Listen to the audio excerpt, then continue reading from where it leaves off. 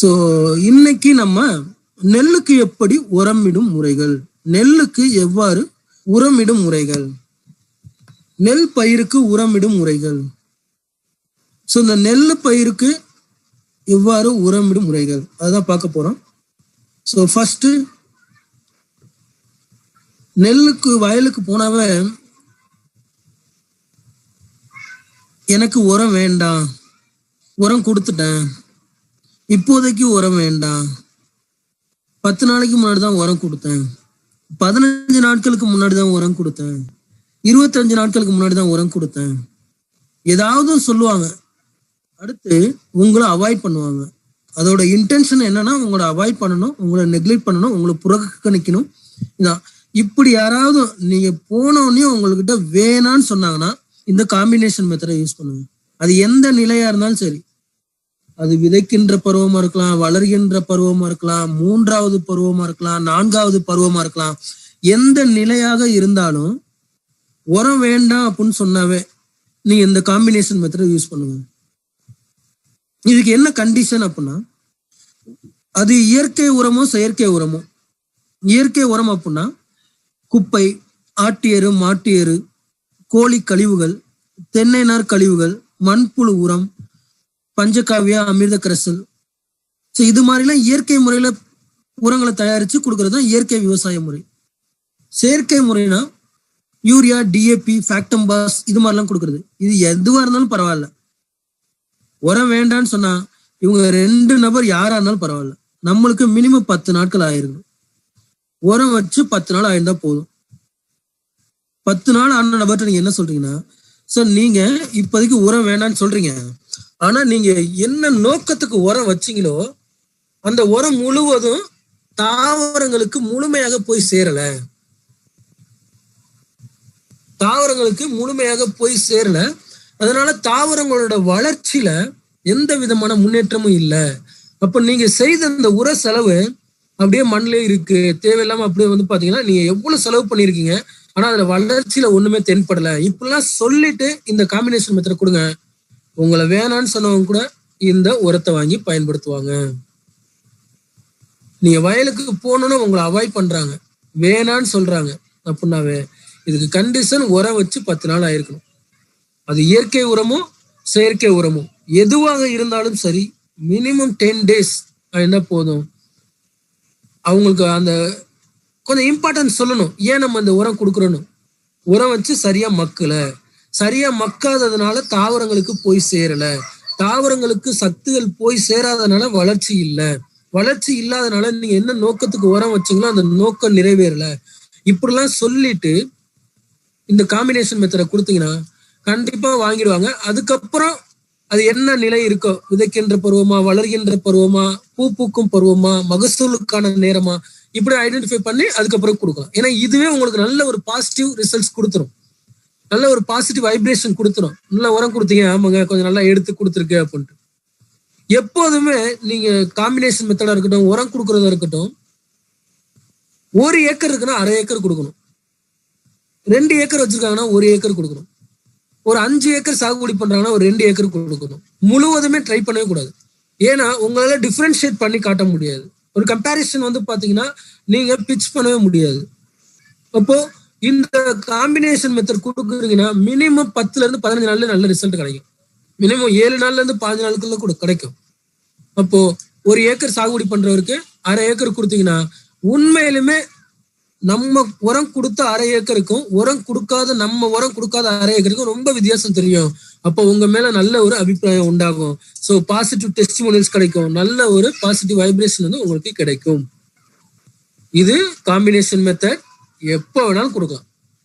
முதல்ல ஒருத்தவங்களை அப்ரோச் பண்றீங்கன்னா இது மாதிரி அப்ரோச் பண்ணுங்க.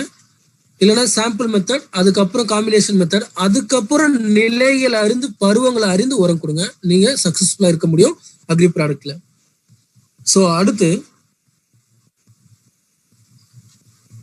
நெல் 4 பருவங்கள் உடைய பயிர். நெல் 4 பருவங்கள் உடைய பயிர். விதைக்கின்ற பருவம், வளர்கின்ற பருவம், பூ பூக்கும் பருவம், மகசூலுக்கான நேரம். அந்த நெல்லு நாற்று நடவு செய்யறது விதைக்கின்ற பருவம். அந்த நெல்லு நாற்று நல்ல தூர் வெடிச்சு வரும் பாத்தீங்களா, அது வரைக்குமே வளர்கின்ற பருவம். என்னைக்கு அந்த வயல்ல ஒரு சில இடங்கள்ல நெல்மணி வருதோ, அல்லது அந்த கரெக்டா பருவம் அரைஞ்சு ஒவ்வொரு இடத்துல அப்படியே வரும் நெல்மணி, அப்படியே பதர் விட்டு வரும், அதுதான் பூ பூக்கும் தருணம். 3வது பருவம் முடிஞ்சோடனே வயல் முழுவதும் அப்படியே பூத்து இருக்கதான் மகசூலுக்கான நேரம். நெல்லு 4 பருவங்கள் உடைய பயிர். இப்ப நெல்லுக்கு பாருங்க, முதல்ல நம்மளுக்கு மொத்த நாள் கணக்க பிரிக்க தெரியணும். அது நாட்டு ரகமா இருக்கலாம், பாரம்பரிய ரகமா இருக்கலாம், இல்ல சிறப்பு ரகமா இருக்கலாம், என்ன வகையான ரகமா வேணாலும் இருக்கலாம். நம்மளுக்கு முக்கியமானது 4 பருவம். அது எத்தனை நாள் பயிர்னு கேளுங்க. அது 90 நாள் பயிரா இருக்கலாம், இல்ல 110 நாள் பயிரா கூட இருக்கலாம், 130 நாள் பயிரா இருக்கலாம், 150 நாளா இருக்கலாம், 180 நாளா கூட இருக்கலாம். நடவு செஞ்சதுல இருந்து நான் சொல்றேன்.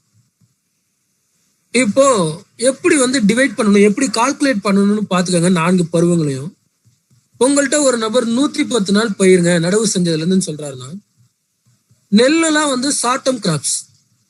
நெல் பயிர் ஷார்ட் டேர்ம் கிராப்ஸ்.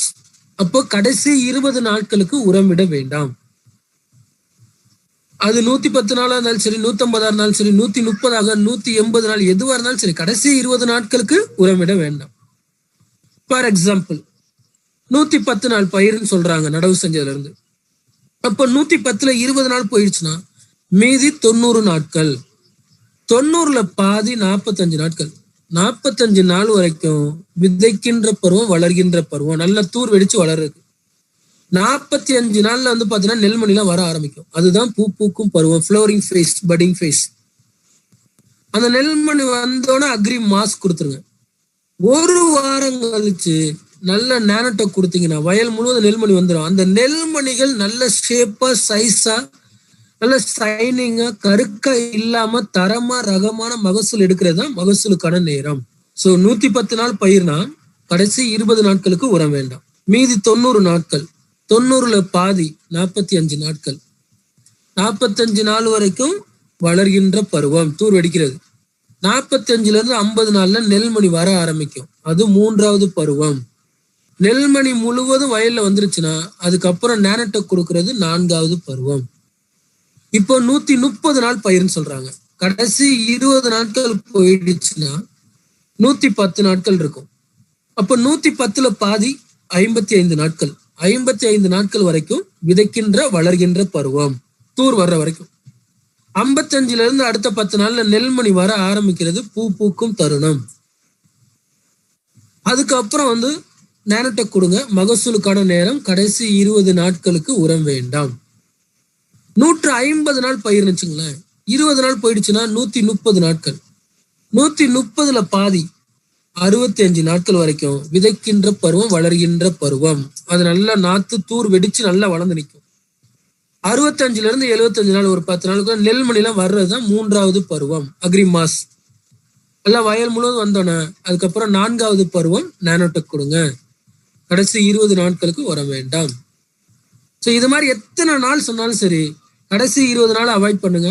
மீதி இருக்க நாட்கள்ல பாதியா பிரிங்க. பாதி வரைக்கும் விதைக்கின்ற பருவம், வளர்கின்ற பருவம். அதுக்கப்புறம் 10 நாள் 3வது பருவம். அதுக்கு மீதி உள்ள நாட்கள் 4வது பருவம். இதான் நெல்லுக்கு நம்ம செய்ய வேண்டியது. இப்போ நேரம் வயலுக்கு போறீங்கன்னா 4 விஷயம் பார்க்கணும். 3 விஷயம், முத்தான 3 விஷயங்கள் பார்க்கணும். ஃபர்ஸ்ட் 4 பருவங்கள்ல எந்த பருவம் அப்படின்னு பார்க்கணும். அது விதைக்கின்ற பருவமா, வளர்கின்ற பருவமா, அல்லது பூ பூக்கும் தருணமா, அல்லது மகசூலுக்கான நேரமா அப்படின்னு பார்க்கணும். அடுத்து இயற்கை விவசாய முறையை செய்யறாங்களா, செயற்கை விவசாய முறையில உரமிடுறாங்களா? ரொம்ப ரொம்ப ரொம்ப ரொம்ப முக்கியம். ஆட்டு எரு, மாட்டு எரு, கோழி கழிவுகள், தென்னை நாறு கழிவுகள், மண்புழு உரம், இது மாதிரிலாம் கொடுக்கறது இயற்கை விவசாய முறை. இது மாதிரி விவசாயம் செய்யறாங்களா, அல்லது யூரியா, டிஏபி போன்ற உரங்கள்லாம் கொடுக்குறாங்களா? அது மாதிரி உரமிடக்கூடிய நபரா அப்படின்னு பார்க்கணும். அடுத்து மருந்து கொடுக்கணுமா, உரம் கொடுக்கணுமான்னு பார்க்கணும். நோய் இருக்குது, அது வளர்கின்ற பருவத்துல நோய் இருக்குன்னா நோய்க்கான மருந்து கொடுத்துட்டு தான் உரம் கொடுக்கணும். 3வது பருவத்துல மாஸ் கொடுக்கணும். அப்ப நோய் இருந்துச்சுன்னா நோய்க்கான மருந்து கொடுத்து 4 நாட்களுக்கு பிறகுதான் உரம் கொடுக்கணும். 4வது பருவத்துல நேனோட்ட கொடுக்குறீங்க. நோய் இருக்கா, நோய் இருந்துச்சுன்னா மருந்து 4 நாட்களுக்கு பிறகுதான், நோயை சரி பண்ண பிறகுதான் உரம். நோய் இருக்கும் பொழுது நோய்க்கான மருந்தையும் உரத்தையும் ஒன்னா மிக்ஸ் பண்ணி கொடுத்தீங்கன்னா அங்க ரிசல்ட் வராது, அங்க பாதிப்பு அதிகம், அங்க நெகட்டிவிட்டி தான் அதிகமா வரும். ஆனா பல நபர்கள் கொடுப்பாங்க, கேட்க மாட்டாங்க நீங்க சொன்னா கூட. ஆனா நீங்க இன்சிஸ்ட் பண்ணுங்க, இதெல்லாம் இம்பார்ட்டன்ஸ், முக்கியத்துவம் கொடுங்க. அப்பதான் அவங்களுக்கு ஒரு தடவை ரிசல்ட் எடுத்து கொடுத்துட்டீங்கன்னா நீங்க எது சொல்றீங்களோ அதை ஃபாலோ பண்ணுவாங்க. சரிங்களா? சோ முத்தான 3 விஷயம் என்னன்னா, 4 பருவங்களை பாருங்க. இயற்கை விவசாய முறையா செயற்கை விவசாய முறையான்னு பாருங்க. 3 மருந்து கொடுக்கணுமா உரம் கொடுக்கணுமான்னு செக் பண்ணுங்க. இப்போ நீங்க போய் பார்க்கக்கூடிய நபர் ஆர்கானிக் ஃபார்மிங் மெத்தட் பண்றாரு. ஆர்கானிக் ஃபார்மிங்னா இயற்கை முறையில நெல் சாகுபடி பண்றாரு. இயற்கை முறையில நெல் சாகுபடி பண்றாங்க. இயற்கை முறையில நெல் சாகுபடி பண்றாங்க. இயற்கை முறையில நெல் சாகுபடி பண்றாங்கன்னா அவங்களுக்கு எப்படி உரம் கொடுக்கலாம்?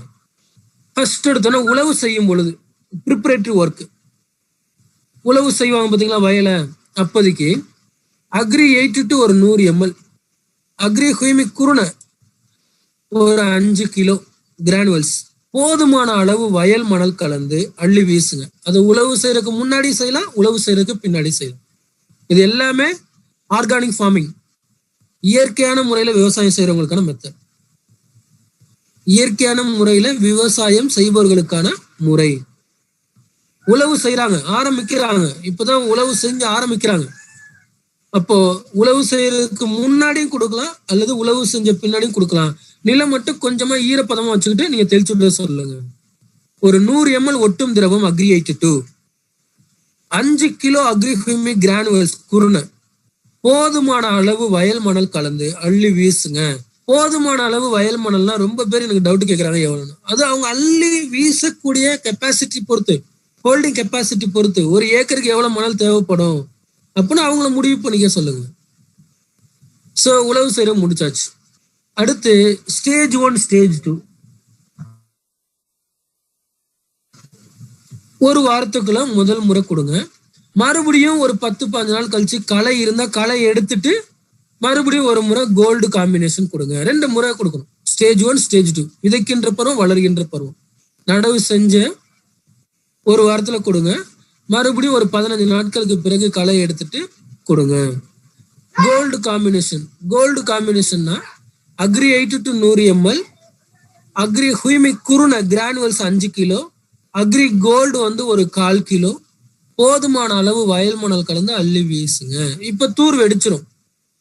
தூர் வெடிச்சோன்னா கரெக்டா அங்கங்க அந்த நெல்மணிகள்லாம் வர ஆரம்பிச்சிருக்கும். ஒவ்வொன்றும் வர ஆரம்பிக்கும் போதே நீங்க 3வது பருவம் ஸ்டார்ட் ஆயிடும். அப்ப என்ன பண்ணணும்னா மாச ஸ்ப்ரே பண்ணணும். சோ மாச ஸ்ப்ரே பண்ணணும். ஸ்ப்ரே பண்ணா ஹுமிக் எடுத்துக்க கூடாது, அதான் ஆட் பண்ணல. மாச ஸ்ப்ரே பண்ணும் பொழுது ஒரு டேங்க், அது என்ன ஃபார்மட்ல வேணாலும் இருக்கலாம் அந்த டேங்க், ஒரு டேங்க்குக்கு agri 82 10 ml, agri mass 25 ml, agri 82 10 ml, agri mass 25 ml ஒரு டேங்க்குக்கு. எத்தனை டேங்க் அடிப்பீங்களோ அடிங்க. ஒரு ஏக்கருக்கு ஆவரேஜா 8ல இருந்து 10 டேங்க் அடிப்பாங்க. ஒரு சில ஏரிக்கல, ஒரு சில ஏரியாவில் 12 டேங்க் அடிப்பாங்க, ஒரு சில ஏரியாவில் 8 டேங்க் அடிப்பாங்க. ஸோ உங்க ஏரியாவை பொறுத்து டிசைட் பண்ணிக்கோங்க. இதுல என்ன ரொம்ப முக்கியம்னா நோய் இருக்கும் போது உரம் கொடுக்க கூடாது, அதான் ரொம்ப முக்கியம். இப்போ கரெக்டா அந்த நெல்மணிலாம் வரும் பொழுது அஸ்வினி போன்ற பூச்சிகள், யானை கொம்பன் போன்ற நோயெல்லாம் வந்துடும். அப்போ போயிட்டு நீங்க வந்து மாஸ்க் கொடுக்க கூடாது. அதனால எப்போதுமே எப்போ நீங்க உரம் கொடுத்தாலும் அந்த 3 கேள்வியை கேட்டுக்கணும். 4 பருவம் இயற்கை விவசாயமா செயற்கை விவசாயமா, மருந்தா உரமான்ட்டு, அப்புறம் தான் நீங்க ரெக்கமெண்ட் பண்ணவே ஆரம்பிக்கணும். சோ மாஸ்க் எப்ப கொடுக்கணும்னா அந்த நெல்மணி ஒவ்வொன்றும் அங்கங்க வர ஆரம்பிக்கும், அப்ப கொடுத்துருங்க. சோ மாஸ்க் கொடுத்தா என்ன கண்டிஷன்னா, நல்ல நெல்மணி முழுவதும் ஒரு வாரத்துல அப்படியே பூத்து குலுங்க வயல் முழுவதும். நீங்க ஒரு முறை கொடுத்தது போதும் அப்படின்னா விட்டுருங்க. இன்னும் கூட இப்ப வந்திருக்கலாம் அப்படின்னா இன்னொரு முறை கூட கொடுக்கலாம். நல்லா கவனிச்சுக்கோங்க சார். நீங்க ஒரு முறை கொடுத்தீங்க, ஒரு வாரத்துல வயல் முழுவதும் நெல்மணி பூத்து குலுங்குதுன்னா விட்டுருங்க, ஒரு முறை போதும். ஆனா இன்னும் கூட எடுத்து கொடுக்கலாம், இன்னும் கூட வந்திருக்கலாம், இன்னும் கூட பாதி இடத்துல இன்னும் நல்லா பூத்து வந்திருக்கலாம் அப்படின்னு நினைச்சீங்கன்னா இன்னொரு முறையும் கொடுத்துக்கோங்க அந்த ஒரு வாரத்துக்குள்ள. இப்ப மாஸ்க் கொடுத்துட்டீங்க, நல்லா நெல்மணி வந்துருச்சு. கண்டிப்பா மாஸ்க் கொடுத்த ஒரு வாரத்துல, கண்டிப்பாக மாஸ்க் கொடுத்த ஒரு வாரத்தில், இது ரொம்ப முக்கியம் சார். இந்த ஒரு வாரம் விட்டுட்டீங்கன்னா நெல்லுல பாதி கற்காயிடும். மாஸ்க் கொடுத்த ஒரு வாரத்தில், மாஸ்க் கொடுத்த 7-10 நாட்களுக்குள் நானோட்ட காம்பினேஷன் கொடுத்துடணும். நீங்க நுண்ணூட்ட சத்து கொடுக்கலன்னா அங்க நெல்மணி முழுவதும் கருக்காய் பாதி வந்துடும். கருக்காய் வந்துச்சுன்னா உங்களுக்கு பாதிக்கு பாதி மகசூல் வராது, ரிசல்ட் வராது. ஆக்சுவலா விவசாயிகள்லாம் என்ன பண்ணுவாங்கன்னா நெல்மணி வந்ததுல இருந்து உரம் கொடுக்க மாட்டாங்க. நல்லா ஞாபகம் வச்சுக்கோங்க. நீங்க அவங்கள்ட்ட ஃபோர்ஸ் பண்ணி, கன்வின்ஸ் பண்ணி, எம்பசைஸ் பண்ணி முக்கியத்துவத்தை வலியுறுத்தி கொடுக்கணும். 1 ஏக்கர்னா 1/2 ஏக்கர் கொடுங்க, 2 ஏக்கர்னா 1 ஏக்கர் கொடுங்க. ஏன்னா நம்ப மாட்டாங்க. 4வது பருவத்துல எதுக்குங்க உரம் எல்லாம் கேட்பாங்க. நீங்க அதோட முக்கியத்துவத்தை உணர்த்தி சொல்லுங்க, இன்சிஸ்ட் பண்ணுங்க. நானோடெக் மறுபடியும் 10 நாள் கழிச்சு இன்னொரு முறை கொடுக்கலாம் தேவைப்பட்டுச்சுன்னா. நல்லா பாருங்க, மாஸ்க் கொடுத்துட்டீங்க, 7 நாட்களுக்குள்ள நானோடெக் கொடுங்க. மறுபடியும் ஒரு 10 நாள் கழிச்சு இன்னொரு முறை நானோடெக் கொடுக்கலாம். இல்லைன்னா 2 முறைக்கு சேர்த்து ஒரே அளவா மிக்ஸ் பண்ணி ஒரே முறை கொடுத்துருங்க, லேபர் பிரச்சனை இருந்துச்சுன்னா. நல்லா லிசன் பண்ணிக்கங்க. நெல்மணி வரும் பொழுது மாஸ்க் கொடுங்க. நெல்மணி வர்றதுக்கு மாஸ்க் கொடுத்துட்டீங்க, நல்ல நெல்மணி வந்துருச்சு, 7 நாட்களுக்குள்ள நானோடெக் கொடுக்கணும். மறுபடியும் 10 நாட்கள் கழிச்சு நானோடெக் கொடுக்கும். அப்படி இல்லைன்னா 2 முறைக்கு ஒன்னா சேர்த்து 10 கிலோ அடுத்து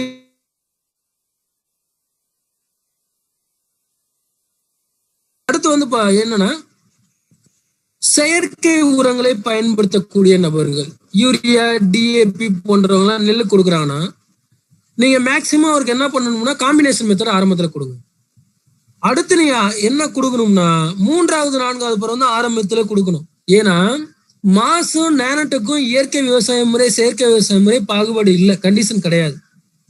உடனே ரிசல்ட் கொடுத்துரும். மாஸ்க் கொடுத்தீங்கன்னா நல்ல நெல்மணி பூத்து வந்துடும், நானோடெக் கொடுத்தீங்கன்னா நெல்மணி கற்காய் இல்லாம வந்துடும். அப்போ ஒரு செயற்கை முறையில விவசாயம் செய்யறவங்களுக்கு நீங்க எங்க இருந்து தொடங்கணும்னா 3வது 4வது பருவத்துல இருந்து தான் தொடங்கணும். அப்ப அவர்கிட்ட என்ன சொல்லணும்னா, சார் இப்பதான் நடவு செய்றீங்க, நீங்க என்ன உரம் கொடுப்பீங்களோ அதை கொடுங்க சார், பாதி நாள் வரைக்கும். பாதி நாட்களுக்கு மேல நான் உரம் கொடுத்து உங்களுக்கு ரிசல்ட் கொடுக்குறேன் அப்படின்னு சொல்லணும். அந்த இடைப்பட்ட நாள்ல தேவைப்படுச்சுன்னா காம்பினேஷன் மெத்தட் கொடுக்கலாம். உரம் எடுத்து கொடுக்கலன்னு சொன்னா அந்த மெத்தட் யூஸ் பண்ணிக்கலாம். ஆனா ஒரு செயற்கை முறையில விவசாயம் செய்றவங்களுக்கு இப்பதான் முதலா போய் பாக்குறீங்கன்னா 3வது பருவத்துல மாசும், 4வது பருவத்துல நானோடெக் கொடுங்க.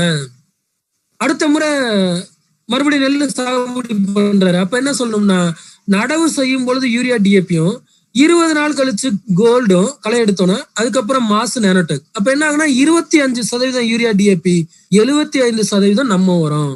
அடுத்த முறை ஆரம்பிக்கும் பொழுது 100% ஆரம்பத்துல இருந்து கடைசி வரைக்கும் நம்ம உரத்தை கொடுத்துருங்க.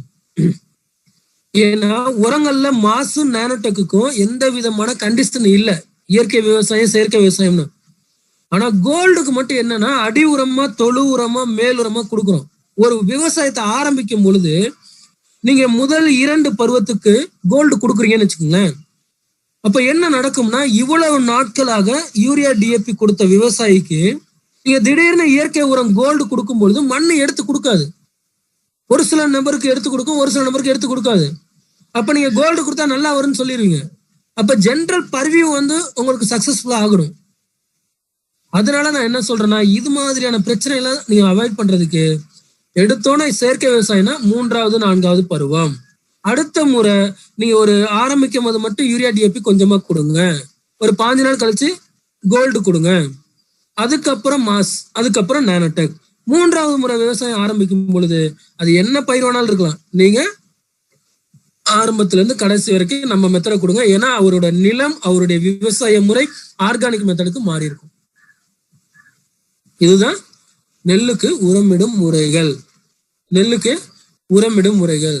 இப்ப இதுல என்ன ஒரு பியூட்டினா, நெல்லுக்கு என்னென்ன நோட் பண்ணீங்களோ, நெல்லுக்கு என்னென்ன விஷயங்கள் நான் சொன்னனோ அதே தான் உளுந்து, பருத்தி. நெல்லுக்கு நான் சொன்ன விஷயங்கள் அனைத்தும், இந்த ஸ்லைட்ல இருக்க விஷயங்கள் அனைத்தும் உளுந்தும், பருத்தி, எள்ளு, ஏலக்காய், தக்காளி, மிளகாய், காய்கறிகள் சாகுபடி பண்றாங்க பாருங்க. வெண்டைக்காய், கத்தரிக்காய், வெள்ளரிக்காய் வேண்டாம், காய்கறிகள், உளுந்து, பருத்தி, எள்ளு, ஏலக்காய், தக்காளி, பச்சை மிளகாய், காய்கறிகள், கம்பு, கேழ்வரகு, மக்காச்சோளம், மக்காச்சோளம், இது அனைத்து பயிர்களுக்குமே இதே மெத்தட் தான். உரம் வேண்டாம்னு சொன்னாங்கன்னா காம்பினேஷன் மெத்தட் யூஸ் பண்ணுங்க. இயற்கை முறையில செய்யறாங்கன்னா ஆர்கானிக் மெத்தடை யூஸ் பண்ணுங்க. செயற்கை முறையில செய்யறாங்கன்னா இன்ஆர்கானிக் மெத்தடை பயன்படுத்துங்க. எல்லா பயிர்களுக்கும் மறுபடியும் சொல்ற பாருங்க, உளுந்து, பருத்தி, எள்ளு, ஏலக்காய், தக்காளி, பச்சை மிளகாய், கத்தரிக்காய், வெண்டைக்காய், இது மாதிரி என்னென்ன காய்கறிகள் இருக்கும், அதாவது கொடி வகை இருக்கும்ல, பந்தல் மாதிரி வச்சிருப்பாங்களா, அது மாதிரி காய்கறிகள் தவிர, கொடி வகை பந்தல் மாதிரி வச்சிருக்கக்கூடிய காய்கறிகள் தவிர, ஒவ்வொரு குழிக்குமா உரம் கொடுக்கறதுனா அது வேற மெத்தட். இப்ப வெள்ளரிக்காய் அதெல்லாம் ஒவ்வொரு குழிக்கும் உரம் கொடுக்கணும் அப்படின்னா வேற. பரங்கிக்காய், சுரக்காய் அதெல்லாம் ஒவ்வொரு குழிக்கும் அது வேற. காய்கறிகள் வேற. எல்லாமே ஒரு ஏக்கர் முழுவதும் கொடுக்குறீங்கன்னா இந்த மெத்தட் யூஸ் பண்ணுங்க. மறுபடியும் சொல்றேன் பாருங்க, உளுந்து, பருத்தி, எள்ளு, ஏலக்காய், கம்பு, கேழ்வரகு, மக்காச்சோளம், தக்காளி, பச்சை மிளகாய், காய்கறிகள் எல்லாத்துக்குமே இதே மெத்தட் தான். ஸோ இதே மெத்தட் படி நீங்க கொடுக்க முடியும். ஸோ உங்களுக்கு ஏதாவது இந்த ட்ரைனிங்ல யூஸ்ஃபுல்லா இருந்தாலும் சரி, இல்ல உங்களுக்கு இன்னும் இன்ஃபர்மேஷன் தேவைப்படுது, இல்ல கிளாரிபிகேஷன் தேவைப்படுது, இன்னும் டவுட் இருக்கு, இன்னும் கைடன்ஸ் தேவைப்படுது அப்படின்னா என்னுடைய வாட்ஸ்அப் நம்பருக்கு வாய்ஸ் மெசேஜ் அனுப்புங்க. உங்களுடைய சஜஷன், ஃபீட்பேக் அனுப்புங்க. ஸோ அதுதான் எனக்கு அடுத்த நெக்ஸ்ட் பெட்டர்மெண்ட்டுக்கு நல்லா உதவும். என்னுடைய வாட்ஸ்அப் நம்பர் 7428790527 74 28 790 527. வாட்ஸ்அப் பண்ணுங்க. நம்ம வெஸ்டேஜ்ல டிஸ்ட்ரிபியூட்டராக இல்லாத விவசாயிகள்கிட்ட மட்டும் நம்பரை கொடுக்காதீங்க. ஏன்னா நீங்க அவங்கள்ட்ட கொடுத்தீங்கன்னா அவங்க என்ன பண்றாங்கன்னா வெஸ்டேஜ்ல இருக்க உரம் தவிர எல்லா விஷயங்களும் பேசுறாங்க. வேற என்னென்ன உரங்கள் கடையில் இருக்கோ அந்த விஷயங்கள் எல்லாம் பேசுறாங்க. அதனால டிஸ்ட்ரிபியூட்டர் லீடர்ஸா ஆன பிறகு என் நம்பரை கொடுத்து கால் பண்ணி பேச சொல்லுங்க. டைமிங் சொல்லுங்க. காலையில 11ல இருந்து ஈவினிங் 7 வரைக்கும் சொல்லுங்க. சரிங்களா? ஸோ டெய்லி 5 மணிக்கு கண்டிப்பா டியூன் ஆயிடுங்க. அதுக்கு அடுத்த நாள் நாளைக்கு ஞாயிற்றுக்கிழமை ட்ரைனிங் இல்லை, மண்டே தான். இனிமேல் திங்கட்கிழமை ட்ரைனிங் உண்டு. ஸோ திங்கட்கிழமை காய்கறிகளுக்கு எப்படி உரம் கொடுக்கலாம், வெஜிடபிள்ஸ்க்கு எப்படி உரம் கொடுக்கலாம், திங்கட்கிழமை வெஜிடபிள்ஸ்க்கு எப்படி உரம் கொடுக்கலாம்னு அப்படின்னு பார்ப்போம். ஸோ நாளைக்கு ஞாயிற்றுக்கிழமை நமக்கு ட்ரைனிங் கிடையாது.